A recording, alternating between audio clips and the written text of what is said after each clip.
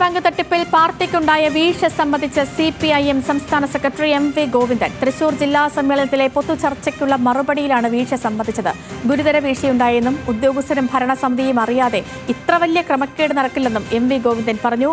രക്തസാക്ഷി അഭിമന്യുവിന്റെ കേസ് നടത്തിപ്പിൽ വീഴ്ച പറ്റിയെന്നും MV ഗോവിന്ദൻ. തൃശൂരിൽ നിന്ന് ലെവിൻ കെ വിജയനുണ്ട്. ലെവിൻ, കരുവന്നൂർ സഹകരണ ബാങ്ക് തട്ടിപ്പ് ഗുരുതരമായ തെറ്റെന്ന് CPM തന്നെ നേരത്തെ കുറ്റസമ്മതം നടത്തിയതാണ്. ഈ ബാങ്കുകളിലെ ക്രമക്കേടും തട്ടിപ്പുമൊക്കെ തിരിച്ചറിഞ്ഞിടപെടുന്നതിൽ നേതാക്കൾ തയ്യാറായില്ലെന്നും അതിൽ ഇടപെടുന്നതിൽ പോലും ഈ പല നേതാക്കളും തയ്യാറായില്ലെന്നുമൊക്കെ പ്രവർത്തന റിപ്പോർട്ടിൽ നേതാക്കൾ വിമർശിച്ചിരുന്നു. ഇപ്പോൾ MV ഗോവിന്ദൻ തന്നെ ഈ വീഴ്ച സമ്മതിച്ചിരിക്കുകയാണ്. എന്തായിരുന്നു MV ഗോവിന്ദന്റെ വാക്കുകൾ?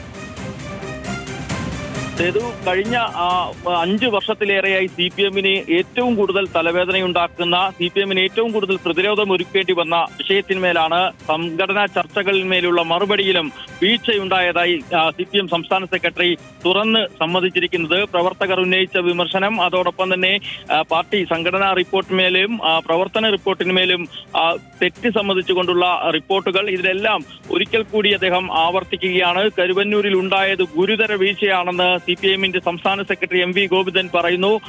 CPM തൃശൂർ ജില്ലാ സമ്മേളനത്തിലെ പൊതുചർച്ചയിൽ അതിൽ തുടർന്നുണ്ടായ മറുപടി പ്രസംഗത്തിലാണ് അദ്ദേഹം ഇക്കാര്യങ്ങൾ പറയുന്നത്. ഉദ്യോഗസ്ഥരും ഭരണസമിതിയും അറിയാതെ കരുവന്നൂരിൽ ഇത്ര വലിയ ക്രമക്കേട് നടക്കില്ല എന്നുള്ളത് അദ്ദേഹം തുറന്നു സമ്മതിക്കുന്നു. അതോടൊപ്പം തന്നെ കരുവന്നൂരിലെ വീഴ്ചയിൽ പാഠം ഉൾക്കൊണ്ട് സഹകരണ സംഘങ്ങളുടെ പ്രവർത്തനം മെച്ചപ്പെടുത്തണം, സഹകരണ സംഘങ്ങളെ മുന്നോട്ട് കൊണ്ടുപോകുന്നത് കരുവന്നൂർ ഒരു മാതൃകയാക്കണം, തിരിച്ചടിയിൽ നിന്ന് പാഠം ഉൾക്കൊണ്ട് തന്നെ സഹകരണ സംഘങ്ങളുടെ വിശ്വാസ്യത കരുത്താർജിക്കണം തുടങ്ങി അദ്ദേഹം ആവർത്തിച്ച് വീഴ്ച സമ്മതിക്കുന്നതിനൊപ്പം തിരുത്തൽ നടപടികൾക്ക് കൂടി മുന്നിട്ടിറങ്ങാൻ പാർട്ടി തന്നെ രംഗത്ത് വരണമെന്ന് ആവശ്യപ്പെടുന്നു.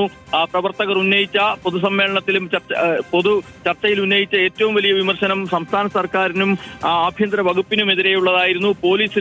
പോലീസിനെതിരായ വിമർശനങ്ങളെ കുറിച്ച് അദ്ദേഹം ന്യായീകരിക്കുകയാണ്. പോലീസ് അവരുടെ പണിയാണ് എടുക്കുന്നത്. പോലീസിനെതിരായ വിമർശനങ്ങൾ പലപ്പോഴും ഒറ്റപ്പെട്ട സംഭവമാണ്. പോലീസിനെതിരായ വിമർശനങ്ങൾ മാധ്യമങ്ങൾ പർവ്വതീകരിക്കുകയാണ് ചെയ്യുന്നതെന്നും അത് കൃത്യമായി സർക്കാരിന് മുന്നോട്ട് കൊണ്ടുപോകാനാകും, സർക്കാരിന്റെ നിയന്ത്രണത്തിൽ തന്നെയാണ് പോലീസ് ഉള്ളതെന്നും അദ്ദേഹം മറുപടി പ്രസംഗത്തിൽ പറയുന്നു. തൃശ്ശൂരിലെ വിഭാഗീയതയെക്കുറിച്ചാണ് അദ്ദേഹം പ്രധാനമായി പറഞ്ഞ മറ്റൊരു കാര്യം. മറുപടി പ്രസംഗത്തിൽ തൃശ്ശൂരിലും വിഭാഗീയത രൂക്ഷമാണ്. തൃശ്ശൂരിൽ പ്രത്യേക ഏരിയ കമ്മിറ്റികളിൽ ചില സംഘടനാ തെരഞ്ഞെടുപ്പ് മത്സരങ്ങൾ ഉണ്ടായിരുന്നു. ഇതൊന്നും ആരോഗ്യകരമായ ഒരു അവസ്ഥയിൽ പാർട്ടിക്ക് അനുവദിക്കാനാവാത്ത സാഹചര്യമാണ്. പുഴയ്ക്കൽ, ചാലക്കുടി, കുന്നംകുളം എന്നിവിടങ്ങളിൽ വിഭാഗീയത ശക്തമാണ്. സമ്മേളനങ്ങൾ പോലും സുഗമമായി നടത്താൻ കഴിയാത്ത സാഹചര്യമാണ് ഇവിടെ ഉണ്ടായതെന്നും MV ഗോവിന്ദൻ പറയുന്നു. നേതാക്കളെ മടക്കിക്കൊണ്ടുവരും എന്നുള്ളൊരു വാക്കുകൾ കൂടി അദ്ദേഹം പൊതുചർച്ചയിൽ മറുപടി എന്നുള്ള നിലയിൽ പറയുകയുണ്ടായി. പ്രധാനപ്പെട്ട ചില നേതാക്കൾ, യുവാക്കളായ നേതാക്കൾ ചില തെറ്റുകൾ സംഭവിച്ച് പാർട്ടിക്ക് പുറത്തു പോയിട്ടുണ്ട്. അവർ മറ്റൊരു പ്രത്യയശാസ്ത്രത്തിനും അടിമപ്പെട്ടിട്ടില്ല, ഈ പ്രസ്ഥാനത്തോടൊപ്പം ഉറച്ചു നിൽക്കുന്നു. അങ്ങനെയുള്ളവരെ തെറ്റിതിരുത്തി മടക്കിക്കൊണ്ടുവരും. DYFIയുടെ മുൻ ജില്ലാ സെക്രട്ടറിയായ അഡ്വക്കേറ്റ് വൈശാഖൻ അടക്കമുള്ളവരുടെ വിഷയങ്ങൾ ചർച്ചയിൽ ഉയർന്നിരുന്നു. ഇക്കാര്യങ്ങളടക്കം ചൂണ്ടിക്കാട്ടിക്കൊണ്ടാണ് അദ്ദേഹം പറയുന്നത്. അതോടൊപ്പം തന്നെ പ്രവർത്തകർ, പ്രത്യേകിച്ച് SFI രംഗത്ത് നിന്നുള്ള ആളുകൾ ഉന്നയിച്ച അഭിമന്യുവിന്റെ കേസ് നടത്തിപ്പുമായി ബന്ധപ്പെട്ട കാര്യങ്ങളിലെ വീഴ്ചയും സംസ്ഥാന സെക്രട്ടറി തുറന്ന് സമ്മതിക്കുന്നുണ്ട്. ജുഡീഷ്യൽ സംവിധാനത്തിൽ കേസ് നടത്തിപ്പിനിടയിൽ ചില ഫയലുകൾ അഭിമന്യു കേസുമായി ബന്ധപ്പെട്ട് നഷ്ടപ്പെട്ടു. ഈ കേസ് നടത്തിപ്പിൽ ചില വീഴ്ചകൾ ഉണ്ടായി. ഇത് പരിഹരിക്കുന്നതിനായി പാർട്ടിയുടെ സംസ്ഥാന സെക്രട്ടേറിയറ്റ് അംഗം M സ്വരാജിനെ തന്നെ ചുമതലപ്പെടുത്തിയിട്ടുണ്ട് എന്ന് അദ്ദേഹം പറയുന്നു. മറ്റൊന്ന് പറഞ്ഞത്, ഈ സമ്മേളനത്തിലെ വാർത്തകൾ നിരന്തരം ചോർന്നു. അത് മറ്റ് 13 ജില്ലാ സമ്മേളനങ്ങളിൽ ഇല്ലാത്ത വിധത്തിലുള്ള വാർത്ത ഈ തൃശൂർ ജില്ലാ സമ്മേളനത്തിൽ ചോർന്നു. മാധ്യമപ്രവർത്തകർക്ക് വാർത്ത ചോർത്തി നൽകാൻ പ്രത്യേക സംഘങ്ങൾ പ്രവർത്തിക്കുന്നു. ഇത്തരത്തിലുള്ള ആളുകൾക്കെതിരെ ശക്തമായ നടപടിയുണ്ടാകും.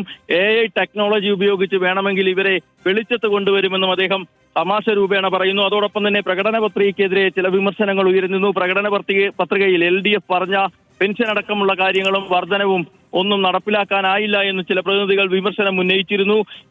സംസ്ഥാന സർക്കാരും LDF-ഉം പറഞ്ഞിട്ടുള്ള ആ കാര്യങ്ങളൊക്കെ നടപ്പിലാക്കാനുള്ളത് തന്നെയാണ്. പെൻഷൻ വർദ്ധിപ്പിക്കാനും കൊടുക്കാനും സർക്കാരും പാർട്ടിയും തീരുമാനിച്ചിട്ടുണ്ട്.